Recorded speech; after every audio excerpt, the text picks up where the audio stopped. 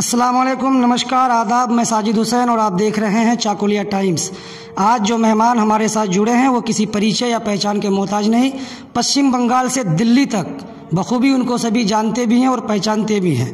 चाकुलिया वासियों की एक आवाज़ में सड़क से लेकर असेंबली तक हुकूमत की आंखों में आंखें डालकर अपना लोहा मनवाने वाले एकमात्र नेता, 3 बार के चाकुलिया के विधायक जनाब अली इमरान रम्स विक्टर साहब आज हमारे साथ जुड़े हैं। जैसा कि आप सबों को पता है कि मैं ग्रामीण एरिया में जाकर वहाँ के लोकल मुद्दों पर बात करता हूँ, तो ग्रामीणों के द्वारा जो सवाल पूछे गए हैं उन्हीं तीखे और कड़े सवालों के साथ आज हम इनके पास हाजिर हुए हैं और जानने की कोशिश करते हैं कि मेरे द्वारा किए गए सवालों पे सर की क्या राय है। तो सर, सबसे पहले तो चाकुलिया टाइम्स और उनकी टीम आपका दिल की गहराइयों से शुक्रिया अदा करती है कि आपने अपना कीमती वक्त हमारे लिए निकाला और हमें दिया।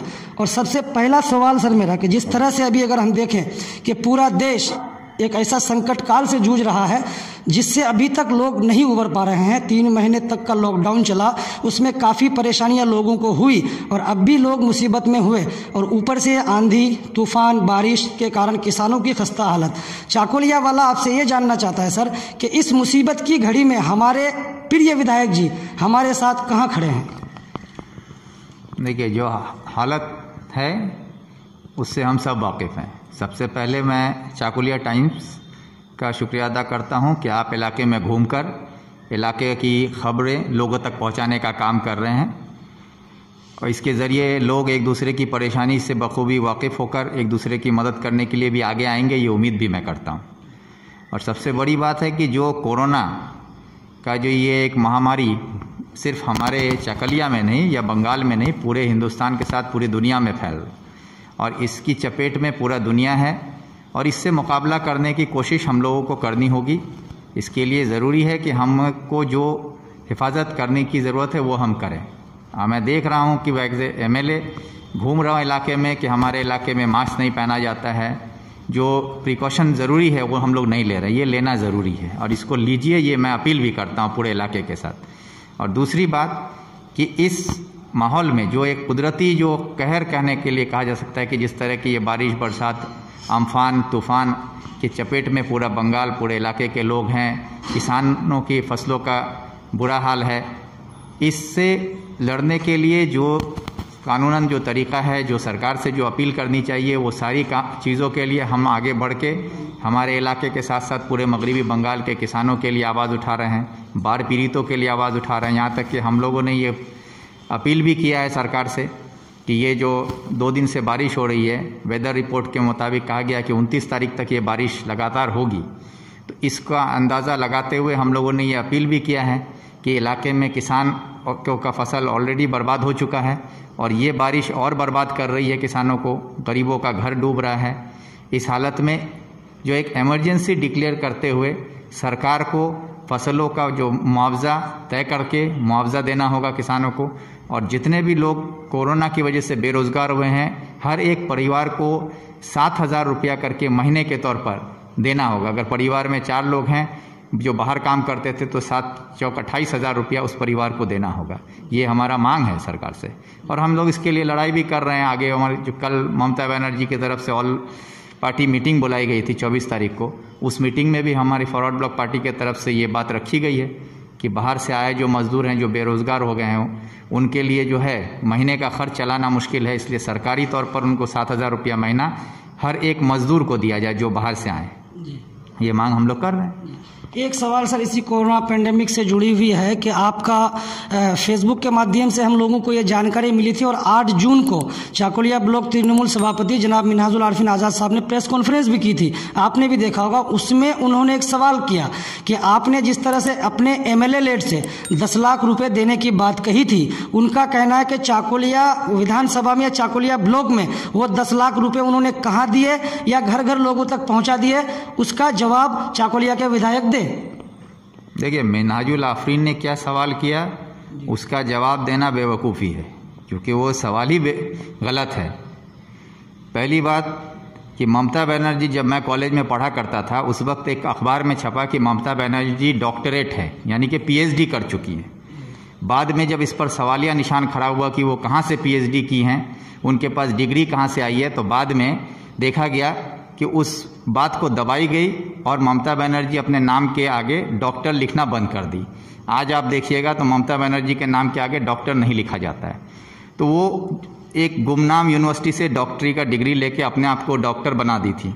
तो लगता है उन्हीं के शागिर्द हैं मिन्हाजुल आफरीन, जो किस जगह से तालीम हासिल किए ये मैं नहीं जानता। अगर उन्होंने तालीम हासिल सही से की होती तो उनको मेरा लिखा हुआ ये जो ख़त है जो मैंने ममता बनर्जी को दिया है ये इंग्लिश में है, और अगर इंग्लिश उनकी समझ में नहीं आती तो उनके पार्टी में कुछ अच्छे टीचर्स भी हैं, उन टीचरों से जाकर इसका ट्रांसलेशन करके उनको समझना चाहिए था कि एमएलए साहब ने क्या लिखा है इस लेटर में।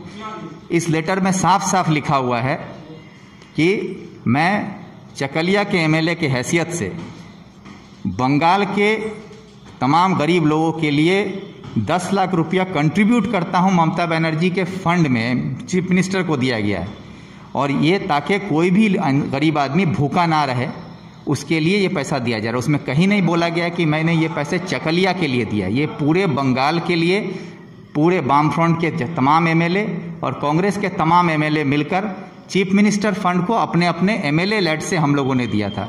अब ये सवाल मुझसे किया जा रहा है कि पैसा कहाँ गया, तो मिन्हाजुल आफरीन से मैं कहना चाहूँगा कि उनको ये समझना चाहिए पैसा देने वाला मैं हूँ। मैं चकलिया का एमएलए के हैसियत से मैंने अपने एमएलए लेड का पैसा चीफ मिनिस्टर को दिया है, तो जवाबदेही चीफ मिनिस्टर का है कि वो जो हमसे पैसा ली है उस पैसे का इस्तेमाल उसने कहाँ किया है। ये जवाब असेंबली खुलेगा तो मैं ममता बनर्जी से पूछूंगा कि आपने मेरा 10 लाख रुपया कहाँ खर्च किया, इसका हिसाब मैं ममता बनर्जी से मांगूंगा। ये है सवाल।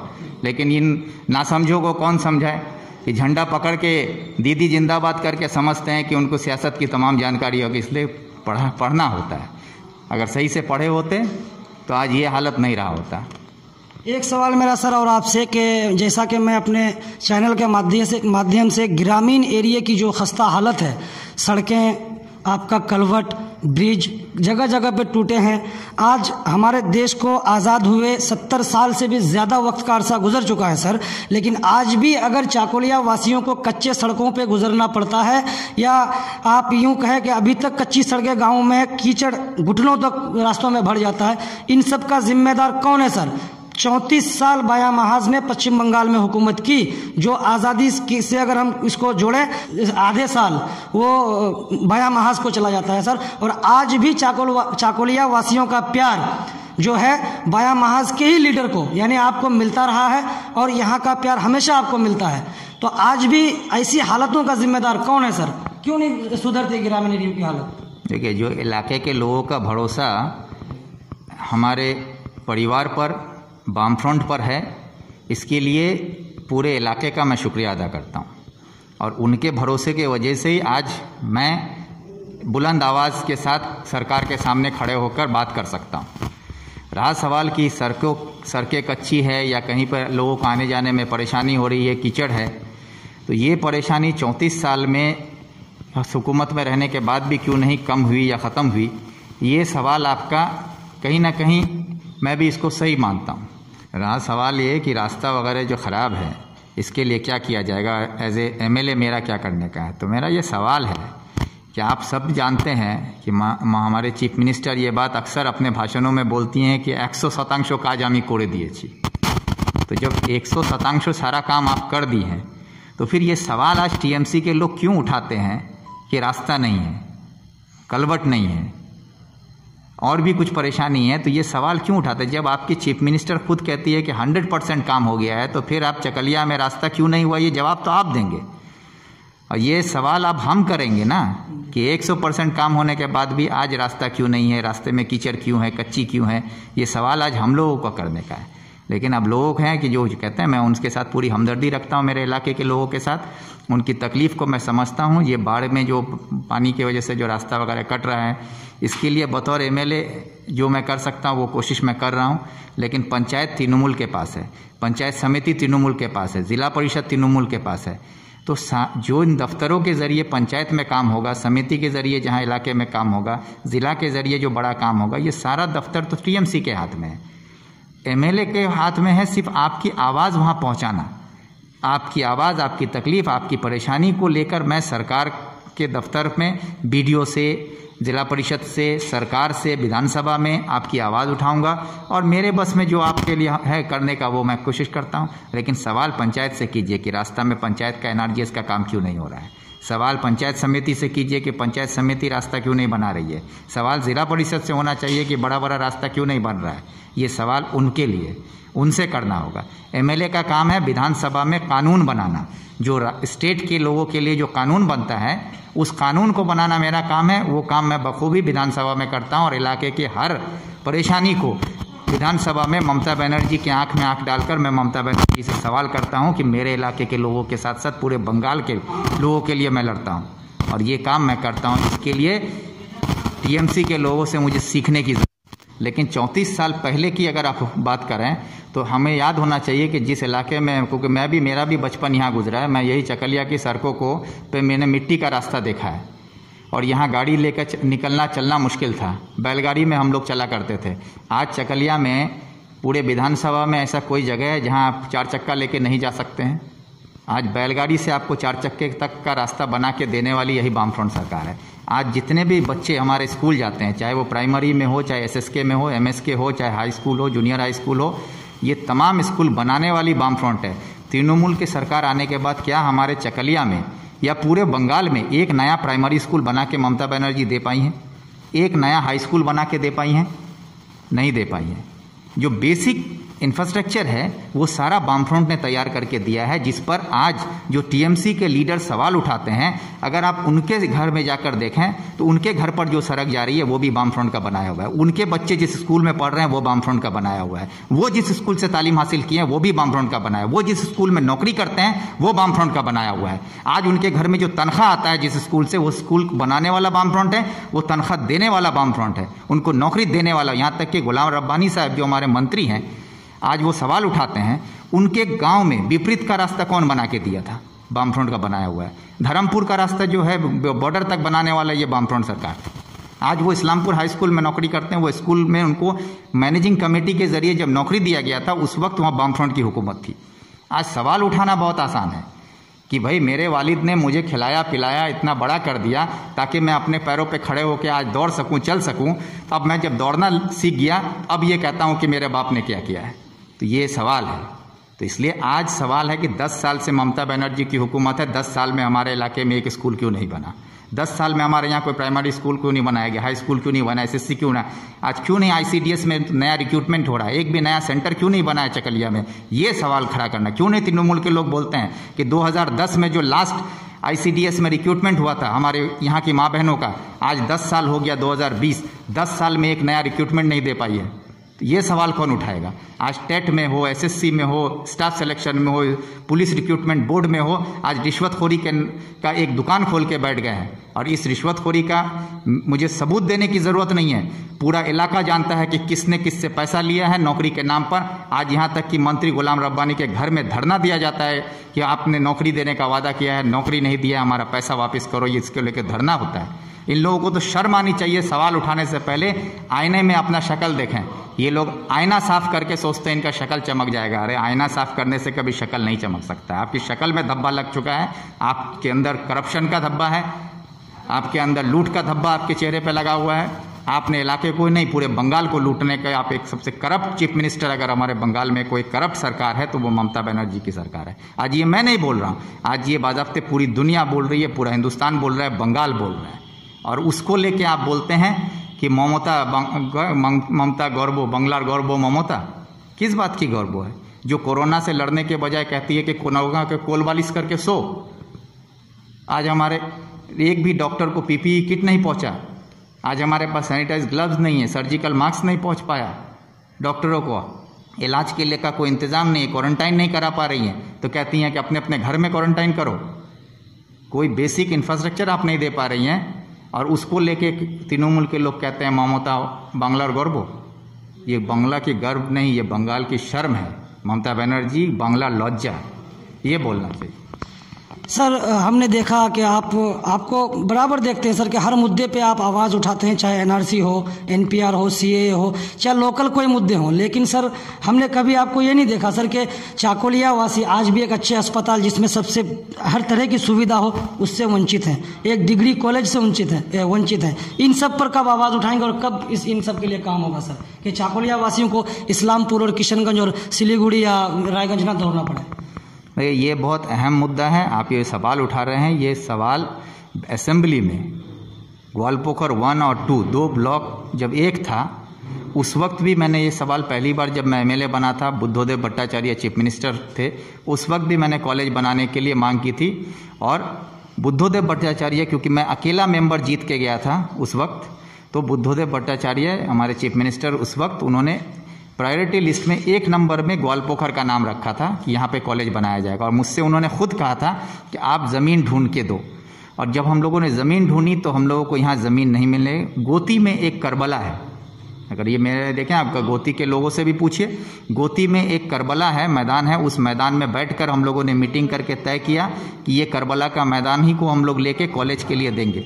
उसके बाद तय होने के बाद बीएलआर ऑफिस से लोग आए उसका मेजरमेंट करने के लिए, उसका मैप बनाने के लिए। लेकिन उस वक्त वहाँ पर फिर नया फसाद लगा दिया कि करबला में कॉलेज नहीं बनने दिया जाएगा, लेके मारपीट करके बीएलआरओ को भगा दिया गया।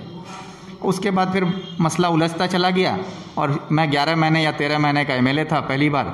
उसके बाद हमारी सरकार चली गई तो प्रायोरिटी लिस्ट बन के रह गया। उसके बाद सरकार बदली, ममता बनर्जी की सरकार से भी मैंने बार बार अपील किया कि भाई आप यह कॉलेज दीजिए। ममता बनर्जी के साथ टेबल पे बैठ के जब मैंने बात की तो उन्होंने मुझसे साफ कहा कि ऑलरेडी मैं 46 कॉलेज का अप्रूवल दे चुकी हूँ और एक भी कॉलेज का काम मैं शुरू नहीं कर पाई हूँ क्योंकि मेरे पास पैसा नहीं है, इसलिए मैं कोई नया कॉलेज अभी नहीं बनाऊंगी। ये बात उन्होंने मुझे साफ साफ कही। तो अब आप बताइए कि जो सरकार बड़ी बड़ी बात करती है, 46 कॉलेज बनाने अप्रूवल देने के बाद उनके पास पैसा नहीं है कि वो 46 कॉलेज का काम करे, तो वो नहीं कर पा रही है। तो मैं तो गुलाम रब्बानी साहब से रिक्वेस्ट किया था कि ऑलरेडी वामफ्रंट की हुकूमत में बुद्धदेव भट्टाचार्य ने प्रायोरिटी लिस्ट जो बना था उसमें 1 नंबर में ग्वालपोखर का नाम है। आज भी वो लिस्ट है, आप उसी लिस्ट को पकड़ के ग्वालपोखर में एक कॉलेज बना लीजिए ना भाई। ग्वालपोखर में कॉलेज होगा तो हमारे चकलिया के बच्चे भी पढ़ लेंगे। लेकिन रब्बानी साहब बड़ी बड़ी बातें करते रहे कि मैं कॉलेज बना रहा हूँ, विपरीत में कॉलेज बन रहा है जो वो असल में शागिर्द रहे कांग्रेस के बिना। तो जब एक बार हम लोग कहानी सुने कि पावर ग्रिड बन रहा है ग्वालपोखर में, लेकिन आज तक पावर ग्रिड दिखाई नहीं दिया। उसी तरह उनका कॉलेज नज़र नहीं आ रहा है, लेकिन वो बड़े बड़ी बातें करते रहे मैं कॉलेज बना रहा हूँ। फायर स्टेशन बन रहा है सर, तो फायर स्टेशन बन रहा है तो फायर स्टेशन भाई तो आपका यहाँ भी है, दलकोला में भी है, इस्लामपुर में भी है, ग्वालपोखर में एक वो बना है, उसके लिए मैं शुक्रिया अदा करता हूँ। लेकिन कुछ अच्छा हो तो मैं उसके लिए तारीफ़ करता हूँ, लेकिन जब आपने वादा किया तो उसको पूरा कीजिए। आप नहीं ला पाए। अब रही कॉलेज की बात, इसके लिए मैंने 7.5 करोड़ रुपया माइनॉरिटी का MSDP से ला कर रखा रहा डीएम साहब के पास। हम लोगों ने मैसाखोर में ज़मीन ढूंढी, मैसाखोर में हमको एक 7 बीघे का ज़मीन मिला वेस्ट, उससे 5 बीघा ज़मीन वहाँ के लोगों से हम लोगों ने मांगा कि आप लोग अगर ये ज़मीन दे देते हैं तो यहाँ कॉलेज बन जाएगा। लेकिन हमारे इलाके के लोगों को कॉलेज से मतलब नहीं है, उनको ज़मीन अपनी नहीं देनी है। 2-2 कट्ठा 5 कट्ठा करके अगर ज़मीन छोड़ देते तो वहाँ पर कॉलेज बन चुका होता। वो 9 महीने वो पैसा रोक के रखने के बाद वो पैसा वापस भेजना पड़ा। ये हमारी बदकिस्मती है कि कोशिश मैंने की लेकिन नहीं हुआ। अब रहा सवाल जो ये इस पर जो सवाल उठाना है, ये लड़ाई हमारी जारी है और ये लड़ाई हम लड़ रहे हैं कि इलाके के लिए एक हायर एजुकेशन का अरेंजमेंट होना चाहिए, डिग्री कॉलेज यहाँ होना चाहिए। ये सारी ज़रूरत हमारे इलाके की है, बच्चों को बाहर जाना पड़ता है। लेकिन अब इसके लिए जो है वही मजबूरी है, सरकार करना नहीं चाह रही है। हमारे तरफ से जो हम कर सकते हैं वो आवाज़ हम उठा रहे हैं। इलाके के लोग उसमें साथ नहीं दे रहे हैं क्योंकि 12 बीघा ज़मीन देना होगा बिना किसी शर्त के। अब कोई अपनी ज़मीन देना नहीं चाहता है, तो ये भी मसला है। एक आखिरी सवाल सर मेरा, और बस शॉर्ट तरीके से मैं आपसे जानना चाहूँगा कि आने वाले विधानसभा चुनाव में, क्योंकि ममता लहर जब 2016 विधानसभा में चल रही थी तब भी चाकुलिया वालों ने आपको अपना प्यार और आशीर्वाद दिया, और इस बार आने वाले विधानसभा चुनाव में इस बार भी अगर चाकुलिया वाले आपको जिताकर यहाँ से कामयाब बनाकर भेजते हैं और वहाँ ऐसा माहौल बन जाए सर कि वहाँ एक सीट की बात हो कि आपकी एक सीट किसी की सरकार बना सकती है और किसी की सरकार गिरा सकती है, जिस तरह से हमने देखा 2019 लोकसभा चुनाव में बीजेपी का गिराफ पश्चिम बंगाल में बढ़ा है, वोट शेयर भी बढ़ा है, और सिर्फ वोट शेयर नहीं बढ़ा बल्कि ये सीटों में भी कन्वर्ट हुआ है। तो अगर वहाँ बीजेपी और तृणमूल आमने सामने खड़ी हो और आपकी एक सीट किसी की सरकार बना सकती है, तो आप किसके साथ खड़े हैं और किसके खिलाफ खड़े हैं, ये जानना ये तो सीधी सी बात है कि जब हमारा जो वामपंथी सोच है, हम लोग और नेताजी सुभाष चंद्र बोस हमेशा बीजेपी के खिलाफ यानी कि आरएसएस के खिलाफ आज़ादी से पहले से वो आवाज़ उठाते रहे, उसके खिलाफ लड़ाई जारी रखे। तो जब कांग्रेस और बीजेपी की सरकार दिल्ली में बनने वाली थी तो उस वक्त बीजेपी को रोकने के लिए वामपंथियों ने कांग्रेस का समर्थन करके कांग्रेस की सरकार बनाया था। तो अभी अगर वैसा मसला आता है कि बीजेपी को बंगाल में सरकार में आने से रोकने के लिए अगर हमको ममता बनर्जी के साथ जाना हो तो ममता बनर्जी को भी आगे बढ़ के आना होगा कि वो पहले वामपंथी और जो हमारे साथ जितने भी हमारे कांग्रेस हैं, वामपंथी हैं, इन सब को लेकर वो भी आगे बढ़ के आएँ। उसके बाद पार्टी की एक अपनी अंडरस्टैंडिंग होगी। लेकिन हम बीजेपी के खिलाफ हैं, थे और रहेंगे। बहुत बहुत शुक्रिया सर आपका, आपने अपना कीमती वक्त हमें दिया। तो ये थे हमारे चाकोलिया के जाने माने कद्दावर नेता और 3 बार के विधायक जनाब अली इमरान रमज़ विक्टर साहब। हमने इनसे बात की। आपने वीडियो देखा, पसंद आए तो लाइक शेयर अवश्य करें, ज़्यादा से ज़्यादा शेयर करें, चैनल को सब्सक्राइब कर बेल आइकन को दबाएं। फेसबुक पे अगर आप इसको देख रहे हैं तो चाकोलिया टाइम्स पेज को लाइक कर फॉलो करें। कैमरामैन जावेद वारसी के साथ मैं साजिद हुसैन, चाकोलिया टाइम्स। खुदा हाफिज़।